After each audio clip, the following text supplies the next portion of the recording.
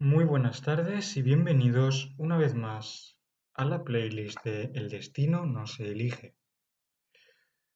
Bueno, en la parte anterior vimos cómo por fin Darío conseguía, después de la misteriosa carta de su madre, que su padre le explicara en la casa de Frankfurt la verdad sobre su pasado, sobre su vida, y dejamos a Darío yéndose a Colombia a buscar a su hermano.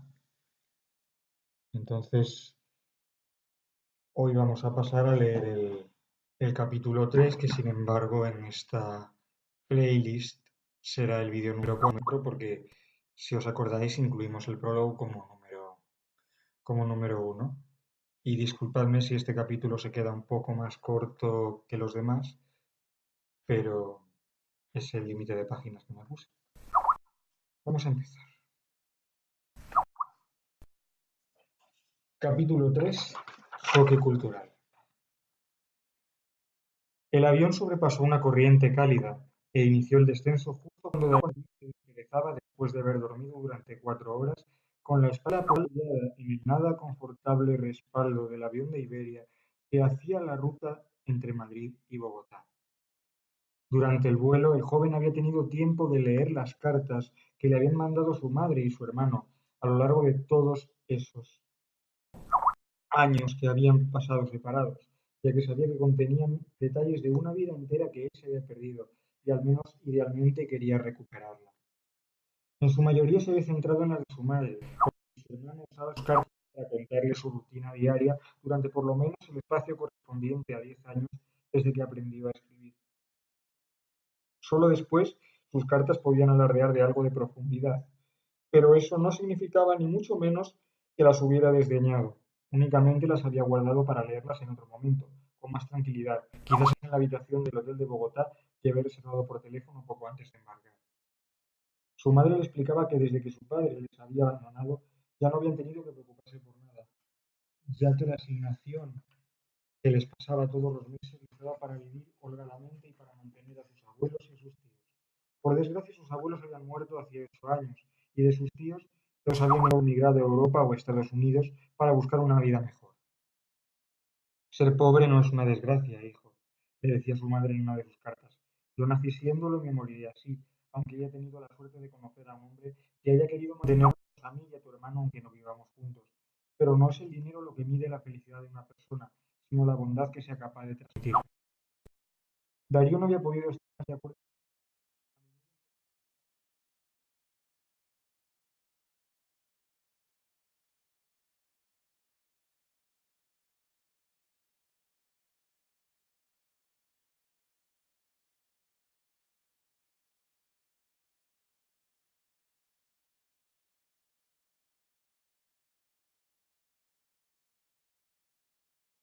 conociendo sus dos apellidos no sería problema buscarle en cualquier red social existente. Darío no se creía que con el dinero que mandaba su padre, su madre y su hermano fueran tan pobres como para no poder permitirse un ordenador y un teléfono móvil.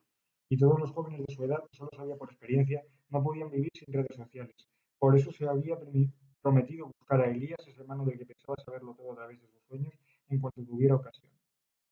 Pero no había podido hacerlo antes de despegar de Frankfurt, y en Madrid había tenido asuntos más urgentes que resolver, como la reserva de un hotel para pasar la noche en Bogotá, porque cuando llegara a Colombia ya habrían pasado los dos vuelos diarios que unían la capital federal con Leticia. Había sido el aspecto académico que le había reportado más quebraderos de cabeza. Uno no se ausentaba de la universidad sin más ni más y menos sin dar explicaciones, de modo que tuvo que llamar a la secretaria de la facultad y notificar que estaría ausente por un periodo de tiempo indefinido debido a problemas familiares. También había llamado a uno de los compañeros con los que mejor se llevaba para pedirle que le pasara fotos de los apuntes que tomaran en clase por correo electrónico y le había dado la misma excusa para no ir, problemas familiares urgentes. No mentía, su madre se estaba muriendo de cáncer y él iba a Colombia a verla. A los secretarios responsables del buen funcionamiento académico de la universidad no les interesaba saber nada más. Además, tampoco les hubiera importado. Ellos no sabían nada de la búsqueda personal en la que se llevaban metidos los días buscando lo que de verdad era. En el avión, Darío se había preguntado sobre todo cómo sería aquel país al que no había vuelto desde que nació, del que solo tenía noticias por los telediarios alemanes, que daban noticia del constante flujo de inmigrantes colombianos a Europa para buscar trabajo o mejores condiciones de vida.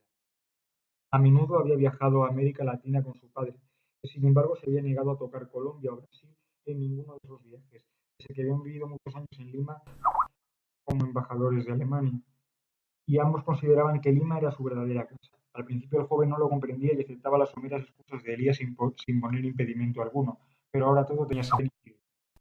Su padre no había querido volver a ese país por miedo a que la criada, a la que había dejado embarazada y con un hijo de pocos días, pudiera reclamarle algo, sobre todo que no le hubiera permitido mantener el contacto con el otro hijo al que había perdido. Y ahora era él quien iba al encuentro de ese pasado que jamás debió haber ignorado, después de haber obligado a su historia a que le revelara hasta la última migaja de lo que había constituido ese pasado, no sin mucho dolor por su parte, eso tenía que admitirlo. Los 18 años de ausencia de la figura materna, por la que tanto había clamado cuando nadie le veía, pues se sentía abandonado por todos, y sobre todo por la ausencia de aquel hermano que tantas veces había pedido a Dios en sus oraciones, estaba contenido en ese cofre, estaban contenidos en ese cofre rumbroso lleno de legajos, y a veces se desprendían y se volvían polvo con tan solo tocarlos. Decir que no había tenido un hermano ni una madre sería muy duro para Frau Tilita, al lado de los cuales había crecido y con los que había compartido casi toda su vida en el mundo. Pero había oído decir muchas veces que los lazos de sangre tiraban más de lo que se pensaba, y durante toda su vida había tenido ante sus ojos la manifestación de ese hecho sin saberlo. Había soñado con su hermano todas las noches, había compartido su vida sin apenas darse cuenta. A veces se despertaba empapado en sudor en medio de la noche, porque había tenido un sueño tan realista que le parecía poder estarlo tocando. La voz de alguien muy parecido a él no se cansaba de repetir su nombre. Luego apareció una mano fuerte que intentaba tocar la suya y luego todo se desvanecía, al menos que canta un gallo con la misma facilidad con la que lo haría el castillo de naipes.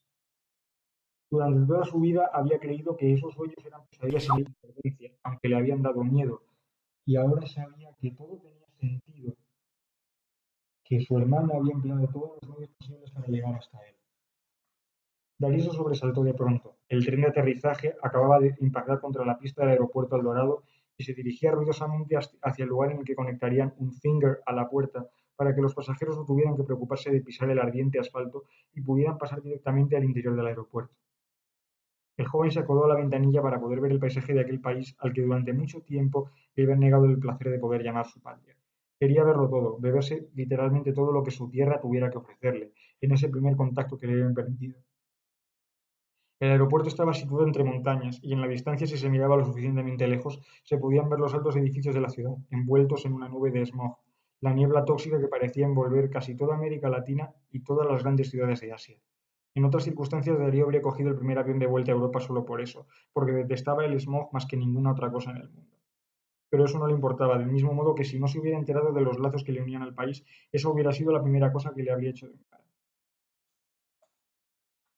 Darío cogió la maleta de mano de debajo de su asiento, donde la colocaba siempre que viajaba por una cuestión de comodidad, y se encaminó hacia la portezuela para cruzar el Finger, aunque respetando escrupulosamente la permanencia de los demás pasajeros. De ninguna manera, por mucho que deseara recoger sus maletas y salir al aire libre, se iba a liar a puñetazos con los demás pasajeros para que le dejaran ponerse el primero.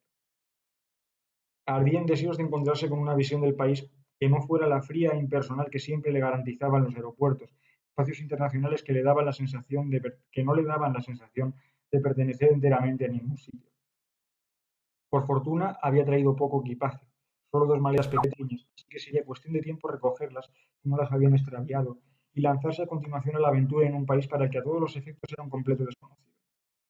Si había algo que le tenía que agradecer a su padre a ese respecto, sin embargo, era el hecho de que siempre había tenido pasaporte colombiano, aunque nunca hubiera pisado el país en la práctica.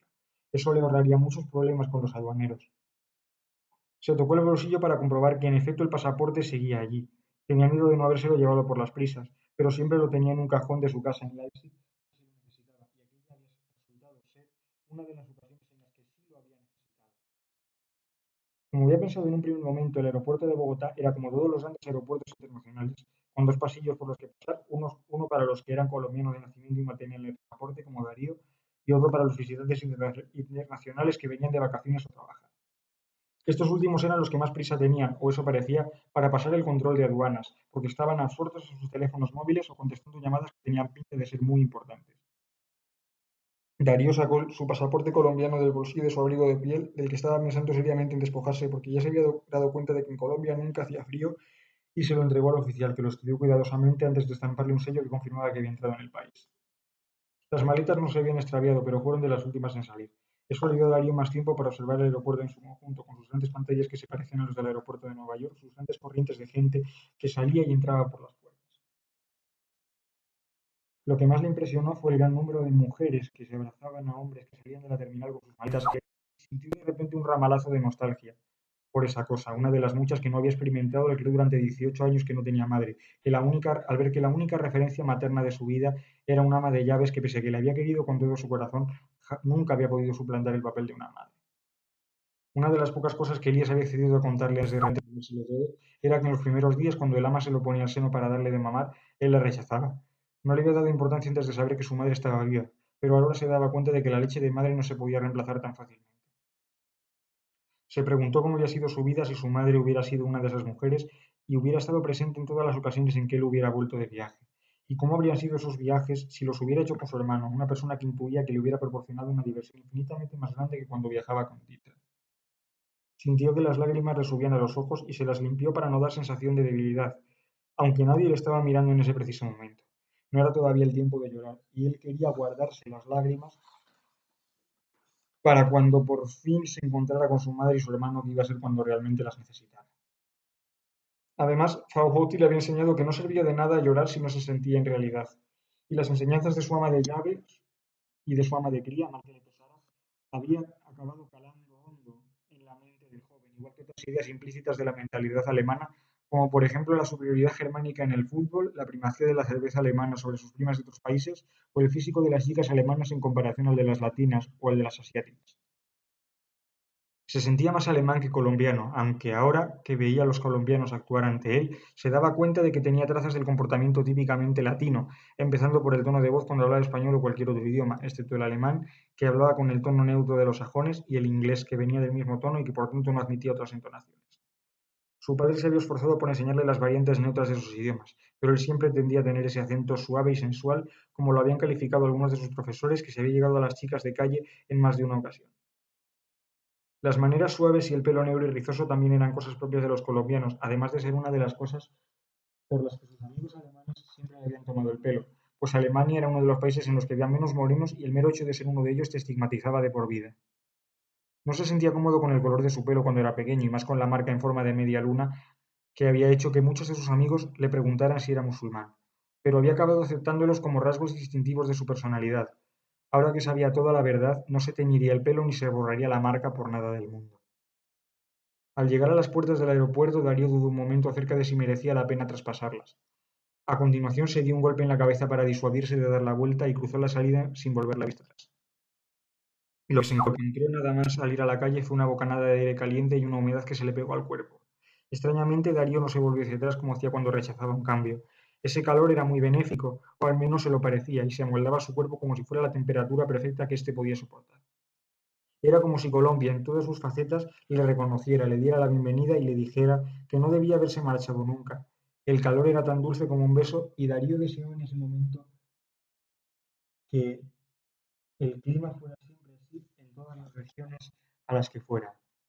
La calle estaba justo delante de las puertas del aeropuerto. La calle que estaba justo delante de las puertas del aeropuerto estaba llena de taxis cuyos conductores ofrecían sus servicios por precios irrisorios, pero Darío sabía que no debía fiarse de ellos, porque arreglaban los taxímetros para que marcaran más de lo que debían. Bienvenido a Bogotá, joven, sonó la voz de un taxista que tenía la piel del color del cuero viejo y una barba rala de color gris plata. ¿Necesita transporte por casualidad? Siendo un viejo no me estafará, decidió Darío después de echarle un vistazo, pues había oído que todos los conductores de taxi, menos los ancianos, eran unos estafadores. Se acercó a él y le confió sus dos maletas, que el anciano cargó, no sin un visible esfuerzo, en el maletero de su taxi, notablemente antiguo a juzgar por los rugidos del motor, que eran más como las toses de un tísico. Necesitaría que me llevara al Hotel Marriott, le dijo una vez que estuvo aposentado en el asiento de atrás del vehículo y el anciano se hubo sentado al volante. ¿Está muy lejos? Ah, no, eso está a la vuelta de la cuadra. El viejo le recompensó con una sonrisa de dientes blanquísimos. Ahorita mismo le dejo allí. Ya verá lo bien y rápido que se le pasa el viaje, mijo. El joven se quedó confundido mirándole, Podría jurar que en su cara se había transparentado la expresión más estúpida que podía componer. En una sola frase el conductor le había desconcertado más que en 15 años de clases de español, porque aparte del acento no sabía nada del típico vocabulario colombiano. Si no se ponía a tono ya, podía irse olvidando de comunicarse libremente con cualquiera que se le cruzara por la calle. El taxi apenas tardó 10 minutos en recorrer los 7 kilómetros que se separaba en el aeropuerto de aquel que se había que acercar a su padre, y el joven estaba más que inclinado a hacerlo en ese respecto. Era el mejor de los hoteles que existían en Bogotá en esos momentos. Tenía 4 estrellas y no 5, pero la clasificación hotelera siempre escamoteaba reconocimiento con un debe mejorar susceptible de alargarse en el tiempo tanto como un chicle. Al joven le gustó lo poco que dio de la ciudad en el trayecto. El smog no era tan acusado como lo había pensado en un principio y los edificios se veían muy bien. Además, durante el viaje el conductor no paró de amenizarle la espera con más exhibiciones de dialecto colombiano que por muchos esfuerzos que hizo para entenderlo, no se le revelaron fáciles. Tendría que pedirle a su hermano cuando finalmente se encontrase con él que le enseñase a hablar en ese dialecto. Cuando por fin le dejó en el hotel, Darío pagó al viejo lo que marcaba el taxímetro, se despidió y entró en el vestíbulo. Al menos la primera parte del viaje había ido bien.